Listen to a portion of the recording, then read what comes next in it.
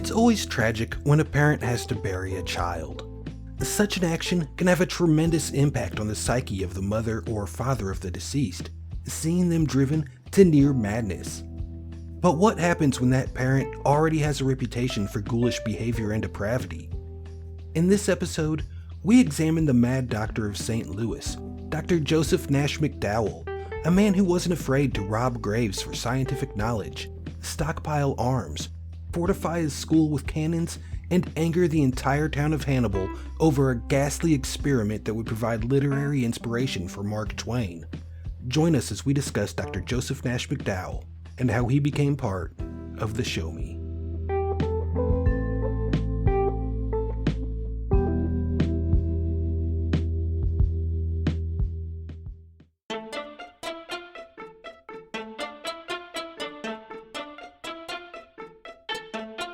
I'm from Missouri. I am from Missouri. Show me, show me. I am from Missouri. Show me. I'm from Missouri. Show me, show me. You're listening to the Show Me podcast with your host, Chris Cowan. I'm from Missouri. Show me, show me, show me. I am from Missouri. Show me. I'm from Missouri. I am from Missouri. You have got to show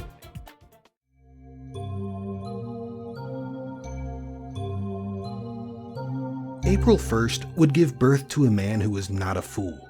Eccentric, yes, but not a fool. For it was on this day in 1805 that Joseph McDowell would be born unto the earth, and just a few decades later would leave his mark as a morbid legend of St. Louis, Hannibal, and medical history. Born in Lexington, Kentucky to Major John McDowell and his wife Lucy, the young Joseph would find quite a legacy to live up to. His father had crossed the Delaware with General George Washington during the Revolutionary War. His grandfather, Samuel McDowell, fought at the Battle of Kings Mountain in 1780. But it would ultimately be his uncle, Dr. Ephraim McDowell, who would hold the key interests and influence of the young Joseph, seeing the boy develop an interest in medicine. Ephraim was recognized as a skilled doctor. He obtained fame through the successful removal of a tumor weighing over 22 pounds and would even operate on James K. Polk before he assumed the presidency. Dr. Ephraim McDowell had set a high bar that Joseph McDowell would try to surpass on his way into the history books. Uncle Ephraim's influence on Joseph would be felt early in life.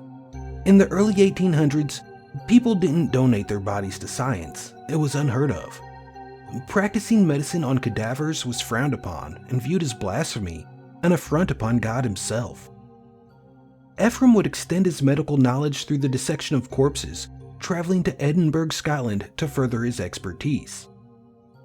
Edinburgh was the world capital of resurrection men, those who robbed graves of the recently deceased to sell their bodies. It was the home of Burke and Hare, who didn't bother with the grave and just killed to sell the body. It was in Edinburgh where Ephraim McDowell studied under Dr. John Bell, one of Sir Arthur Conan Doyle's inspirations for Sherlock Holmes. When Uncle Ephraim returned to Kentucky, this resurrection came with him.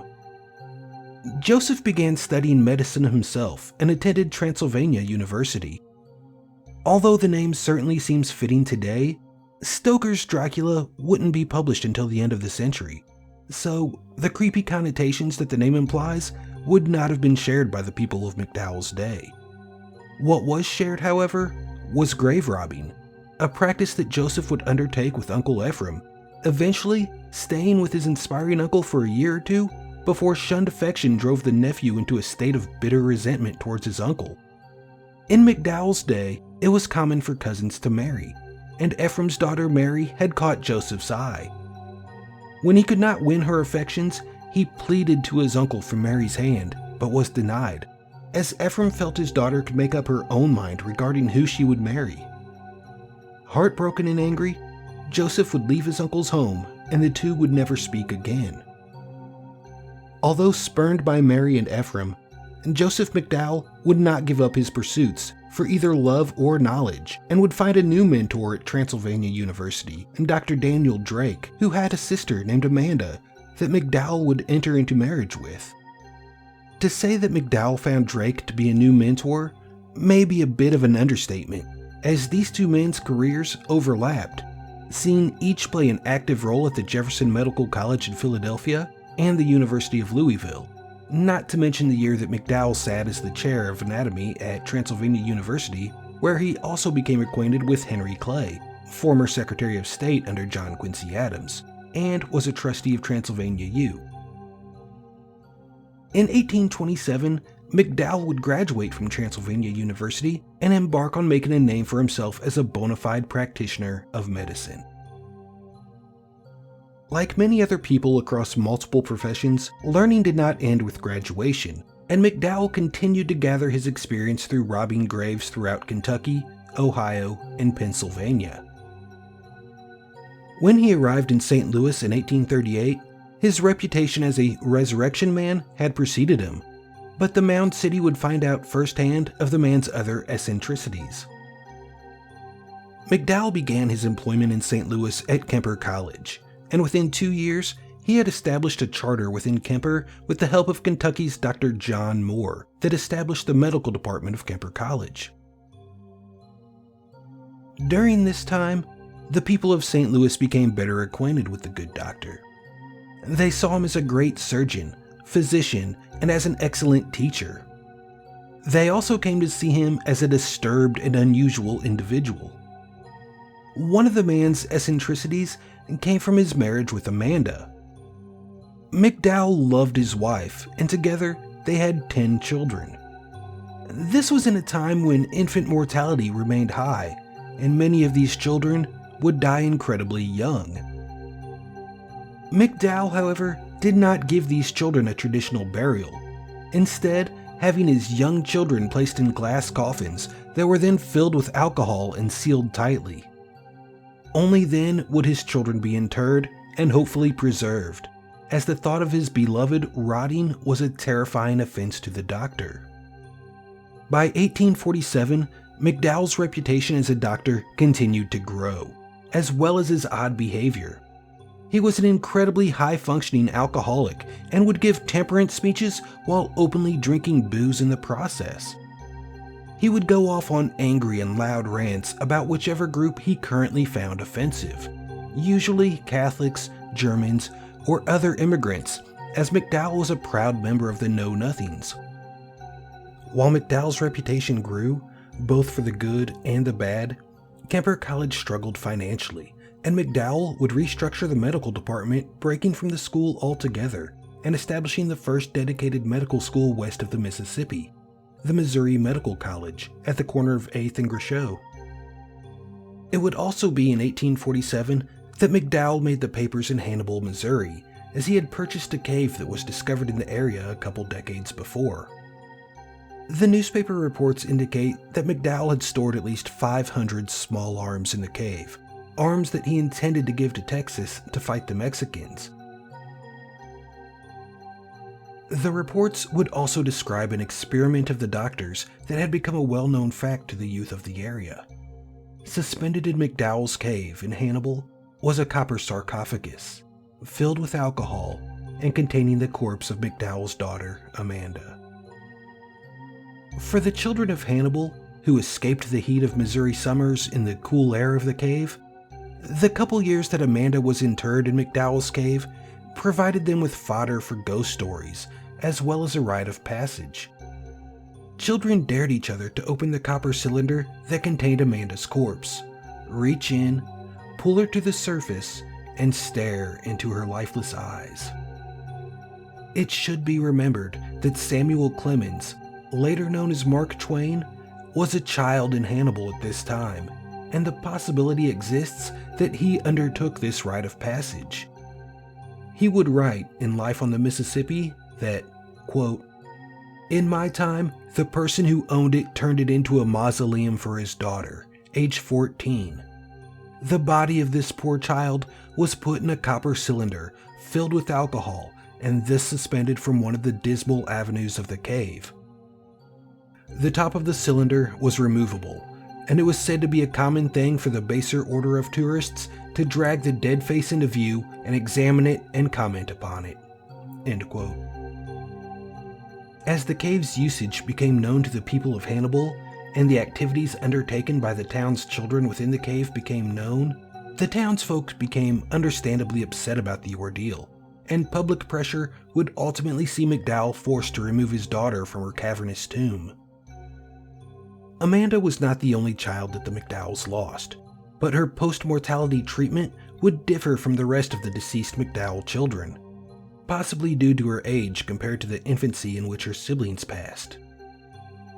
Where Amanda would be interred in a cave, the rest of the McDowell children and Amanda McDowell, the wife and mother, not to be confused with the daughter, would be interred in a Native American burial mound on the outskirts of the ancient Mississippian city of Cahokia.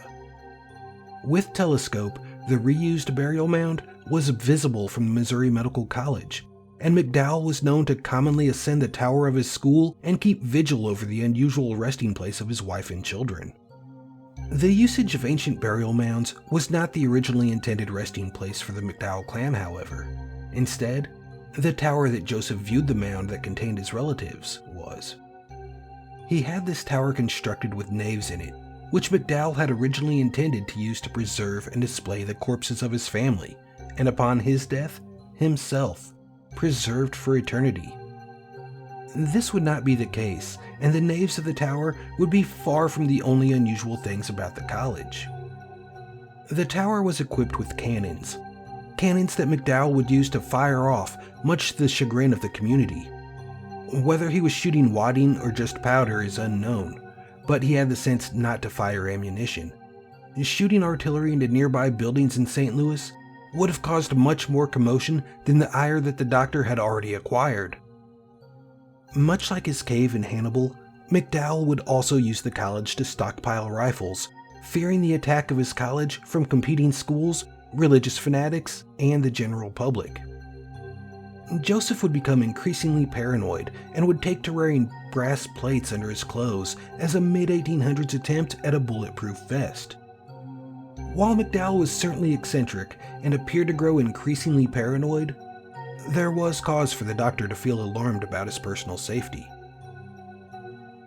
In order for students under McDowell's tutelage to graduate, McDowell would demand that each one conduct a dissection of a human cadaver, which resulted in students robbing graves as part of their class credit, all the while with their teacher at their side.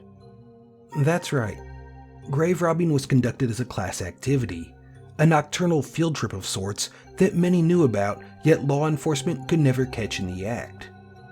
The resurrection of the dead and the suspicions that it brought would see at least 2 raids on the school. Mrs. Malter, a German immigrant to St. Louis, would spark one such raid when she went missing and suspicion turned to McDowell, with many in the area believing that he had abducted the woman in order to experiment on her corpse. Members of the community gathered and attempted to storm the school in order to find Mrs. Malter, or what was left of her. McDowell declared that he would never permit diplomacy with a German and directed his students to a stockpiled arsenal. The crowd of hundreds, mainly German immigrants, surrounded the school. Before all-out violence could break out, however, cooler heads prevailed, and it was agreed that Mr. Malter could search the premises for his wife if the crowd dispersed. They did, and Mr. Malter searched the school and found no evidence of his wife. She would eventually be located a couple months later, living with another man in a nearby city. In another and more unusual instance, the populace would raid the school after the death of a young German woman in the town. She had passed from a rare disease, and McDowell could not pass up the chance to learn through examination. He and his students stole her body. The German population once again came looking for answers and forced their way into the school.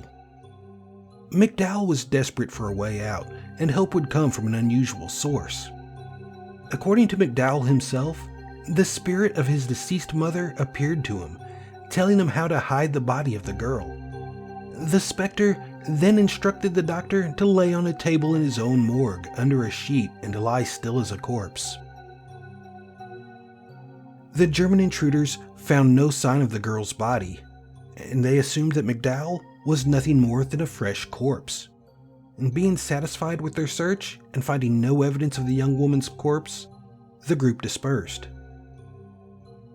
Authors Victoria Cosner and Lorelei Shannon would note in their book, Missouri's Mad Dr. McDowell, that in one of these raids, McDowell released a cinnamon bear, a variant of the common black bear, upon a hostile crowd that had assembled outside the school. While McDowell may have envisioned the bear rampaging through the crowd, thankfully for all parties involved, the bear was well taken care of and fed, and instead it moseyed around aimlessly, largely ignoring everyone. McDowell's shenanigans and eccentric behavior were well known, and his reputation was fairly widespread. But such a reputation did not seem to harm the Mad Doctor's career. When the Civil War broke out, McDowell would align himself with the Confederacy and would be named the Surgeon General of the Confederate Army of the West. Devoted to the Confederacy, McDowell would send his amassed arsenal and cannons to help the Southern cause, but they would be confiscated by the Union instead.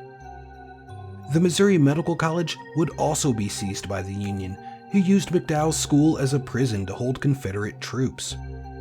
As the North prepared the school for its usage to hold prisoners of war, they would remove 3 wagon loads of bones, remnants of those who had been dissected by McDowell and his students, along with other oddities such as a mastodon skeleton, an alligator, and various paintings. During the chaos in the last half of the war between the states, McDowell's whereabouts would become hard to pinpoint, with many believing that he ran the Union blockade and escaped to Europe. But evidence would instead place him as having been arrested and sent to prison. As the war ended, McDowell would find himself back in St. Louis, and the Grosseau Street prison would be closed and returned to McDowell. His college was once again open for business. The building itself was in partial ruin, with a trashed interior and structural damage. It was but a shell of its former glory. Ever the Confederate, McDowell would dedicate a portion of his school's basement to his Southern sympathies. He would dedicate this room as hell, and feature an effigy of Lincoln hanging from gallows within. Alligators, ravens, and an extremely large rattlesnake would all call this hell their home, creating a final legend for the Doctor. In 1867, the deceased members of the McDowells, who had found internment in the Cahokian burial mound, would find their remains removed to St. Louis's Bellefontaine Cemetery, and the following year, Dr. Joseph Nash McDowell would join them. McDowell developed pneumonia and would join the deceased on September 18, 1868. His grave would remain unmarked until the 1940s, and his relatives that preceded him in death would share a mass grave alongside his. As for McDowell's Missouri Medical College, it would be moved from location to location throughout the city before eventually merging with the Washington University Medical School. And this concludes the tale of the Mad Doctor of St. Louis, a man who was admired and feared, a legend who seemed to draw respect from the medical community as well as disdain from the population, a grave robber who educated himself through the theft of the dead, who found himself entertaining beliefs in the spiritualism of the day and making enemies amongst many segments of the populace. A Confederate to the end, Dr. McDowell would count the Union amongst his enemies of Catholics, Germans, and other groups.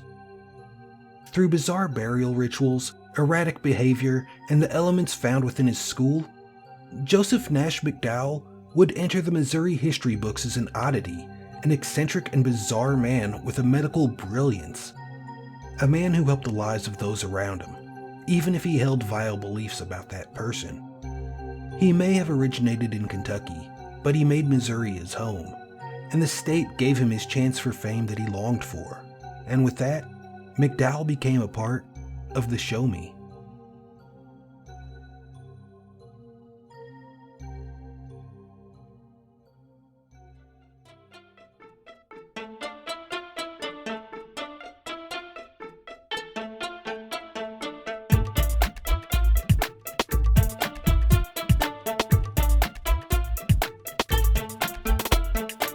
This program is copyright 2019, the Show Me Podcast. No part of this program may be duplicated or reproduced without the written consent of the Show Me Podcast.